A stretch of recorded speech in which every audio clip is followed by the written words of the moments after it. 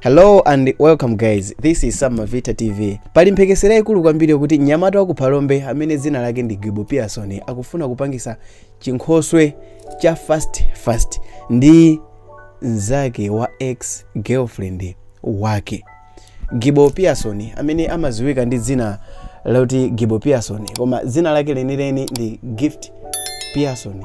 Mnyamata amene wa ku Phalombe anapanga chibwenzi ndi msungwana wina amene dzina lake ndi Minad, ndipo awiriwa akhalali pa ubwenzi ndipo ubwenzi wawo wakhalali nthawi yayitali, koma zikuoneka kuti anthuwa adakumana atambwali okhaokha chifukwa chakuti winayi pa nthawi imene ankapanga chibwenzi ndi Giboh ndikutanthauza kuti akuchikaziwa mmene ankapanga chibwenzi ndi uyu wathuyi nthawi imeneyo ankazemberanabe ndi ex wake. Izi zitu ndikutengera ndi zoyankhula za Gift Pearson, ndipo Giboh nayenso kumbali inayi ankazembera nzake wa chibwenzi chake mu nthawi imeneyo.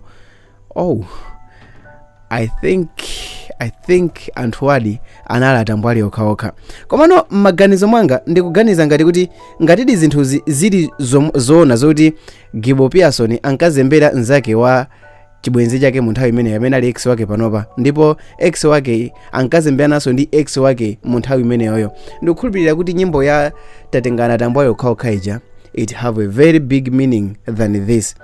Okay, fine. So nzake amene akufuna kukwatira Giboh nzake okay, nkhali ndiyo complicated, koma chibwenzi chake Minad, nzake dzina lake ndi akuti yani Trita anali nzake wa Minad, best friend wa Minad, wakapanga chibwenzi ndi Giboh.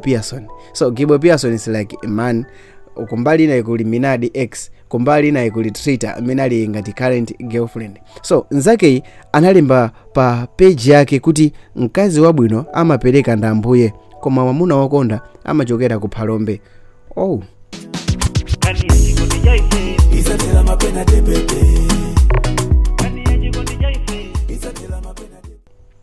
Fine. So amuna ku Phalombe na amuna wakonda, amuna ku Phalombe ndi amuna wakonda. So mkazi wake wakale amene ali Minad anayankhula mawu kuti sangalimbane ndi mkazi amene form 4 amangolakwa. That means kuti mkazi Trita ndopanda nzeru chifukwa kuti form 4 zinkamuvuta kwambiri, ankalephera. Izi zimene zotanthauza kuti ngati mkaziyo ali okuti zimamuvuta komanso kuphatikizapo ngati mkazi ali tambwali, ndiye kuti Giboh naye ndi tambwali, atengana tambwali okhaokha. That means kuti Giboh alibe nzeru. I don't know. Koma ndi zinthu zovuta kuti tikalowerere nkhani zokhuza ndi zachikondi. Tonse amene timazidziwa mmene zachikondi zimathera, koma ngati Giboh ankazemberana ndi mkazi ali pa chibwenzi ndi Minad, komanso ngati Minad ankazemberana ndi ex wake mu nthawi imene anali pa chibwenzi ndi Giboh. Guys, ndichite conclude kuti nyimbo ya tambwali okhaokha ija si creativity chabe, koma ndi mbali ina imene Giboh akufuna aonese part ya moyo wake. Ndikhulupirira kuti zinthu zoterezi zithera mapenalty, and banja ilili mmene layambira mu matukutuku chonchi tiyembekezere kuti kusogoloko kukhala mapenalty aphwe. Zikhazi zokuti onse aponya mapenalty, goalkeeper ndi goalkeeper samenya mapenalty. Zina langa ndine Vita. Motapanga chisankho chochita subscribe, I will be happy and sizithera mapenalty. Bye.